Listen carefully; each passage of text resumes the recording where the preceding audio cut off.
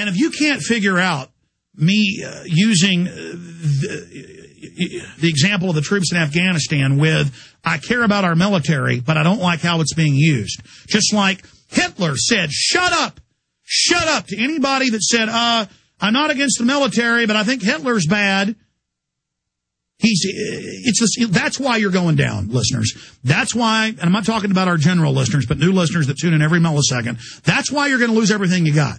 Because you have this fake image in your mind of something that doesn't exist and never even existed. But it certainly doesn't exist now. See, once you've bought into the con game, a lot of people get into Ponzi schemes and scams. And once they've invested in it, the Ponzi schemer comes back and says, yeah, you can get your 100,000 back. You got to give me another 100,000. That's the only way I can get you your money back. And these people will go and get the money. Ponzi scammers show up at their favorite places at nice country clubs. You got well-to-do retirees with a few million in the bank that think they're part of the elite. They always claim they're a British royal or a Rockefeller or a Rothschild, and they drive up in a fancy Bentley and come and kiss the old women on the hands and make them feel important and talk about an investment they've got that's so incredible, but no one can be involved in it. Then they'll pick one or two people and they'll go, oh yes, I invested 20,000 and got 10,000 back the next week. Then every old lady, it's usually women that go for the scams. That's why 80% of advertising targets women, mainline advertising. It's just easier to sell women. It's not that you're stupid, you're just more trusting. Men are just as dumbed down with stuff that targets them. They've gotten better at that. But the point is, men used to be more wily. They're actually a lot stupider in many cases now. The point is they come to them and they say, oh, yeah, you saw what Mrs. Johnson just got 10,000 in 1 week. And so every old woman in the country club goes and shakes down their husband or shakes down their bank account, and they give the guy hundreds of thousands greedily. And he skips town.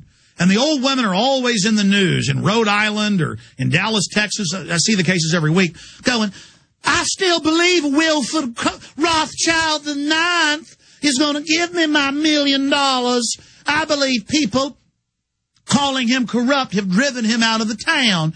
Wilford, I loved the drinks we had together that evening. Please come back, Wilford, and I will defend you in court.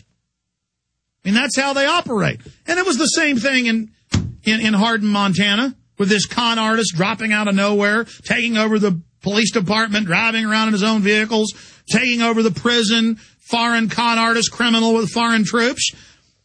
The public, once they went along with the con, they don't care if the attorney general tells them it's all criminal and a fraud and a lie. They are even defending it more now. They want to be raped. They want to be robbed. They want to be scammed. They love the government as long as it's in a uniform, as long as it's reading off a teleprompter, as long as it's evil, they love it.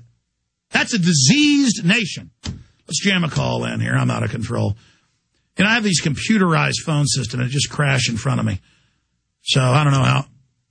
John in Louisiana, you're on the air. Welcome. How you doing, Alex? Good. What do you think of the rant today? I'm pretty upset. Oh, yes.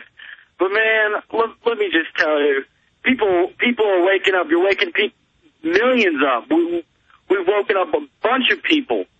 And the only people that are going to end up in the camps probably so are the people that refuse to believe all this, that deny it all. The FEMA camps are real. There's too much proof. Listen, the majority of the Germans denied that Hitler had even arrested anybody. There's still old people over there. Most of the men are dead, but there's still old women denying it, going, hey, Hitler did nothing. I don't think they're good for me. It's the same thing with the American people. Don't feel bad, Germans. I'm not making fun of you. I just made fun of Southerners, and I'm a Southerner. You know, with the, I love Rothschild IV. I'm going to be quite rich. I'm sorry. But I would like to ask you a question. What do you think Russia's take is on the war? We're like trying to launch a war on Iran. Of course, they're going to say Obama said he's going to pull the missile systems out, and Russia said, hell yeah, blow the hell out of Iran. Russia's corrupt. Man. Russia's just not as powerful. I would figure. I mean, why not? I mean, they had... Hey, think about this. Russia got the missiles. Hold on. Russia just got snuck attack last year. So Russia says, fine, you pull your troops out of Georgia, you pull them out of Poland, you stop menacing us, you can have Iran. Because what's Russia's number one export? Oil. And so they're going to make a lot of money when Israel blows the daylights out of Iran. So they're like, go ahead, blow them down. Russia and Iran used to be enemies. Sorry, go ahead. Yes. But again, I'm suspect with Homeland Security because I know how to find Russia on a map. And let me tell you, nowadays with the police, they kind of get paranoid when you even know how to talk. America is like Idiocracy. If you know how to talk. Have you seen that movie, Idiocracy? No, I haven't. It's Mike Judge, great film. I mean, if you know how to talk now, it means you're Al-Qaeda.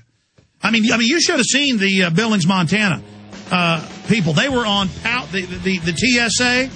Were literally like just walking around going, staring at, and the locals were, oh God, I'm so sorry. And they found a mascara in one lady's bag. Even under the TSA rules, it's allowed. And they griped at her, and she was, oh God, I love you. Please don't take me. I'm sorry. And the people were feeding, yes, I'm TSA. Worship me. I got power. I got some badge on. I'm God. Direct to you. You're listening to the Alex Jones Broadcasting Network. You know, when you become a peer, that you get free houses, all sorts of special perks. Most of England's owned by the Queen of England. She walls most of the nation off. Every time I'm in London, they just randomly shut off parts of the city, and the buses let you know. At the Queen's Plaza, this part of the city is shut down. At the Queen's Plaza, the river is shut down for 4 hours today. And she just does that to exercise her power. In Australia, when they tried to vote a corrupt government out in 79, the Queen fluttered in and said, I'm kicking you all out. That happened last year in Canada when they wouldn't go along with her orders. She just said, it wasn't last year, it was in January of this year. Look at this. Tony Blair. I wrote an article 6 years ago saying he was trying to bring England into the EU without a vote by stealth. And now and I said he would be rewarded by being the head of the EU, the little dictator. Well, here it is. Tony Blair, the EU president no one really wants. There he is. And by the way, France voted it down, expanding EU power from almost dictatorship to total dictatorship. So did Ireland. Well, they just kept revoting. And now they said Friday, and the votes aren't counted yet because they don't have electronic voting machines, but it looks like the Lisbon Treaty passes. And the British government doesn't care if 85% of Brits won't go along with the EU. In major polls, it's between 75 and 95, depending on the poll. I just say 85. Very high numbers. You can pull them up for yourselves. They're just having the bureaucracy do it. Just like in the U.S., we're already under the North American Union by treaty. Tony Blair, the EU president no one really wants. Times of London. I mean, you just never get rid of these people. Let's go to your phone calls. Scott in Connecticut, you're on the air. Hey, what's up, Alex? Honored to talk to you. Look, I got to say, man, you're fired up tonight. When I listen to your podcast, it gets me fired up because I like to press out 315 on the Smith machine just listening to you. Seriously, I saw something today that was really kind of bothersome. I was down at the local, I don't want to say X-Mart store. Well, why not say where you were at? Tell us where you were at. Kmart. I can't believe they're still open, but I was at a Kmart, and there was a police department display. They had the cherry picker out. Kids were going up for rides, a couple cop cars. But they had those damn police tanks out there, and the guys that were walking around them weren't wearing, like, T-shirts with, yellow police on the back. They're wearing green, like, BDU-type uniforms with baseball caps. And I thought that was kind of odd. And I was just curious if anyone else had seen something like that. Yeah, I'm looking for my article here. Here it is. Marine aircraft causes damage in neighborhood. They thought it was a big storm or even a tornado that caused damage to their properties. Then they realized it was a low-flying military aircraft.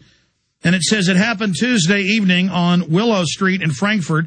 A Marine Corps officer said it was part of an urban training exercise where the Osprey aircraft, very dangerous, by the way. Those things are always crashing. They don't even let those fly over cities usually, but land in tight spaces. Neighbors say the aircraft was flying right over the rooftops. An Osprey Do you have any idea how deadly dangerous? Those things aren't even cleared to fly yet, I thought. They're the pull up an Osprey. Yeah, the tilt-wing aircraft with the big propellers.